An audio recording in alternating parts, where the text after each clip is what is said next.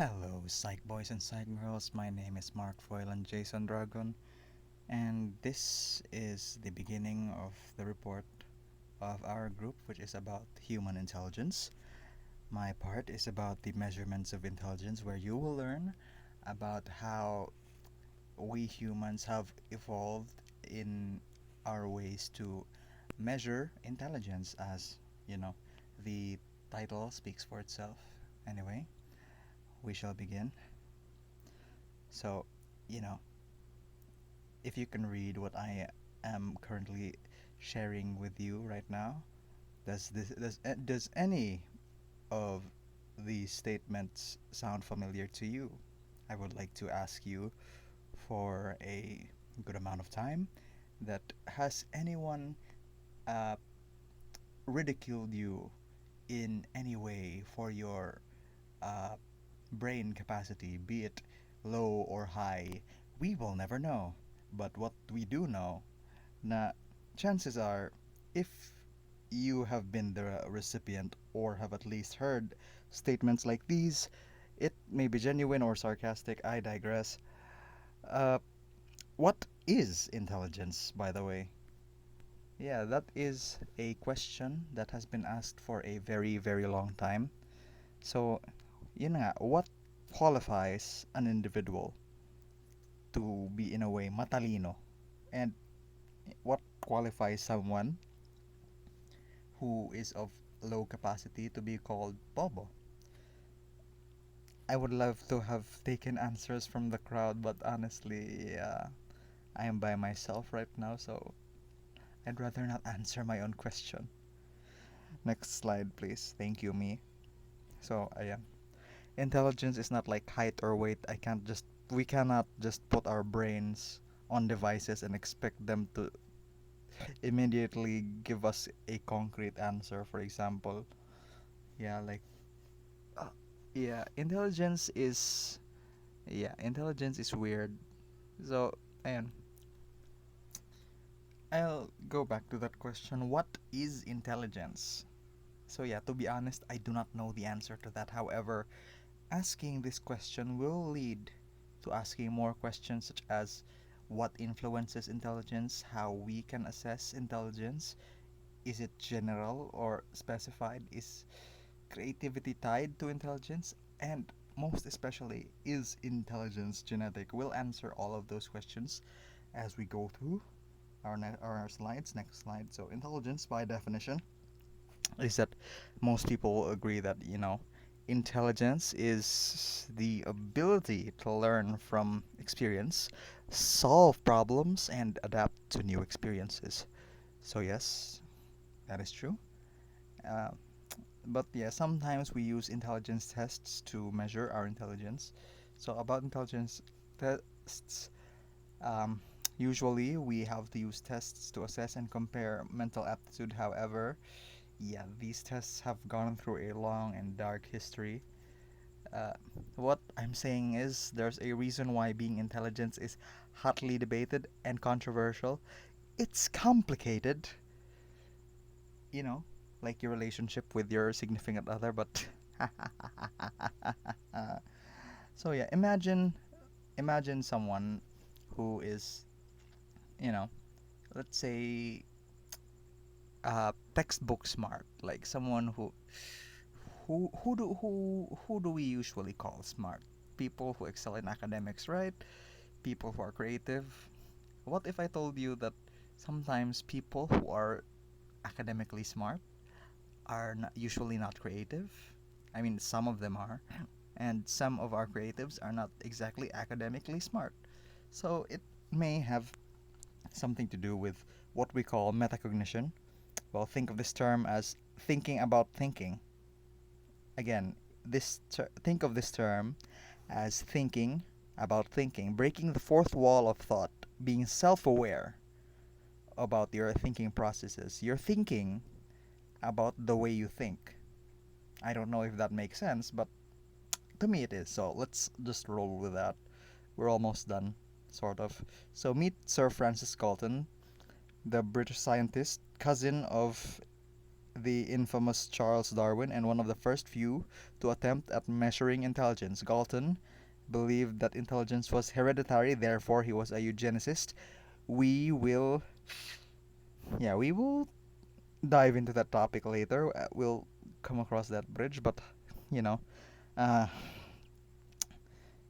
it's very sketchy. Anyway, Galton also believed that intelligence came from the form of psychophysicality, so like um, the ability to uh, have superhuman thinking abilities, like when to use, I mean, knowing social cues, um, hearing certain objects, like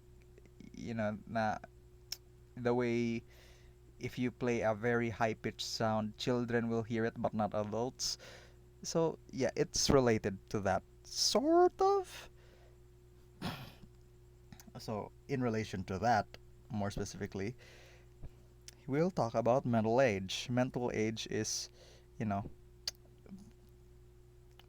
the age of your brain, apparently. Around the turn of the 20th century, the French government mandated that children will go to school. Around this time, many children were very unfamiliar with the environment of a classroom, as never before were children required to go to school. I would like to insert a joke here, but I actually forgot what my joke was. Anyway, meet Alfred Binet and Theodore Simon, two French psychologists who were commissioned by the French government to identify kids who fall behind in terms of learning, or kids who are retarded, so to speak. This duo later came up with a test to identify a person's mental age, which is, you know, it's basically just your actual age, you know, your performance in said test over your actual age, and that's your mental age. Yeah, it's like that. It's that simple. Anyway, here we go. Children and intelligence. Binet believed that measuring a child's current abilities is, um, you know, is essential for their development because intelligence was not fixed, nor was it inborn. Therefore, he was not a eugenicist. Again, we will come across eugenics in a bit. Bear with me. So, Binet designed the mental age test to help, struggling children who do not do well in class, so that teachers who are tasked to assist them, of course, should assist them. However, he also feared that one day his test will be used for the opposite agenda, which will label children using their performances in said tests, and sometimes will label them as lost causes and helpless, so that the teacher does not the teachers will not accommodate them in any way. And boy was he right, because yeah, technically that's what happened. Meet German scientist. Yeah, actually that actually happened. Meet German psychologist William Stern, the inventor of the IQ test. IQ tests are the bane of every psychology prof. Fight me. So, um, um, German psychologist William Stern used revisions of Binet and Simon's work to create what is now known as the IQ test, or IQ standing for intelligence quotient. So, the IQ test is basically just mental age over chronological age, your actual age, times 100. So, yeah. Um, I will explain why it's bad. It's very simple, really, because um, when when a child takes the IQ test, usually they are like, I don't know, 6, 5, around that age. And regarding their performance, should they be subjected to um, said tests? the children will be uh, assessed, and their performance will vary from, let's say, if their age was 6 and their mental age was 6, which was corresponding to their performance. So 6 over 6 is 1, so 1 times 100, so he's basically normal. However, if uh, another child from said class who is 6 years old but had the performance of an 8-year old, then his or her IQ will be somewhere around 120. Um, yes, there is a very significant difference when children do it, but when you measure it with adults, there is no significant uh, margin between the IQ of someone who is 34 or 35. No, I mean it's simple math really. Anyway, um, ayan, IQ tests. Yeah, here's some dark history. Stanford professor Lewis Madison Thurman started promoting the widespread use of intelligence tests in the early 1900s, which was around, you know, World War One. With his help, the US government began the first massive administration of intelligence tests. Unlike Binet, Thurman believed that intelligence tests were authorized to label people. He believed that doing so will, and I quote, ultimately result in curtailing the reproduction of feeble-mindedness. And like I said, it's very sketchy. Eugenics, uh, yeah, here you go.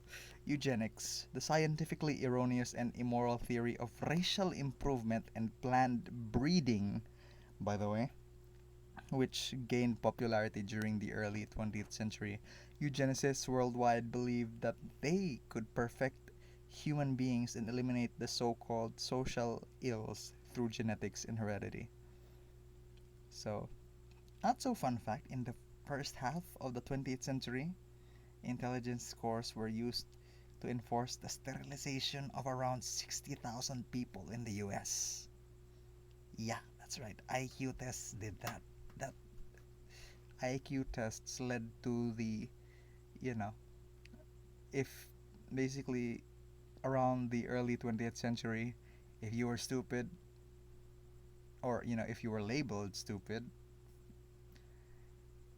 yeah, you'd have no kids. Very sad. So enough about that. We'll talk about our favorite favorite person who you might have met if you have experienced psychological statistics, Mr. Charles Spearman. Hello, this is Mr. Charles Spearman. He is a British psychologist who claims that we do have one comprehensive general intelligence that underlies all specific mental abilities. This was what he called the G factor. So, ayan nga, no? Um, Charles Spearman believed that if you are talented, if you have something that um, that puts you aside from the rest, it is because you have a certain intelligence that is, generalized. It is responsible for every ability you have, and yeah, he also administered the factor analysis, which is a statistical procedure that Spearman helped develop to try to determine how certain clusters of skills, factors, directly correlate with another cluster of skills. So, you know, okay, as we can read right here, to be crystal clear, factor analysis is not inherently related to intelligence tests or to any particular phenomenon. It is a statistical procedure, or actually a family of statistical procedures used to identify and/or latent variables, underlying constructs, or factors comprised of associated measured variables. It's used for all kinds of things, and it's gotten pretty advanced since Charlie Spearman's day. Thank you, Dr. B. So, yeah, factor analysis is, and it's more of a statistical procedure. Like I said, psychological statistics. It if you've encountered Spearman's equation, Spearman's RHO, you know that, right? Yung may math. Basically, it's used for ranking abilities. So speaking of abilities, let's talk about L.L. Thurston. L.L. Thurston is the American pioneer of psychometrics and one of the first few challengers to Charles Spearman. Thurston believed that intelligence was too complex to be classified into a single category, which, yeah, classifying intelligence into one category is kind of problematic. So Thurston would administer 56, 56 different tests to his test subjects, arriving at 7 clusters of mental ability. So yeah, here this is what they are: spatial ability, you know, artsy stuff, verbal comprehension, word fluency, perceptual speed, numerical ability, inductive reasoning, and memory. Oh shoot. Um, yeah, and though they differ in ideas, together Thurstone and Spearman paved the way for modern theories of intelligence. So regarding this though, um, the reason that Thurstone and Spearman couldn't come to a conclusion because uh, in Spearman's theory there are loopholes that will support Thurstone's theory, and in Thurstone's theory there are loopholes that support Spearman's theory. For example, um, regarding the 7 clusters of intelligence from Thurstone's model, you will see that there are clusters that will definitely interact with one another, be it indirectly or directly. For example, if you are fluent with words, then most likely you are uh, you are good at comprehending words, because yes, how yun nga, it I think that's self-explanatory, no? So sometimes, sometimes it it happens like that. Pero yung totoo, it it helped develop this next model. So yeah, the the compromise between Spearman and Thurston's models. The Cattell-Horn, not Vernon, Cattell-Horn-Carroll hierarchic model. This asserts that intelligence has 2 variations: crystallized, accumulated knowledge, dependent on environment and experience, and knowledge, fluid intelligence rather. This is raw knowledge, unaffected by environment or experience. So the main thing about this is that this is a hierarchical model na yan, as you can see in the center is the G factor from Spearman, and um it goes down through different branches to the intelligences. They are either crystallized or fluid, but this will also factor in other branches of intelligence, like I don't know, um, fluency with words, like I said, perception, um, brain activities, mga ganon. And then those factors will cluster up with um, other clusters of intelligence, such as, for example, if you are fluent with words, then most likely are um, you are, let's say, good at creating rhymes, or if you are good at spatial ability, then chances are you have an eye for lighting and photography, and so on, so forth. So that ends my presentation. Usually I would ask any questions, but for the laughs, I'll just do this.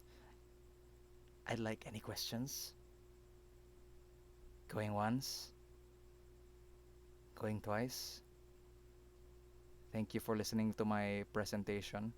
I hope um, I hope this has been an entertaining um, presentation to you, and have a great day.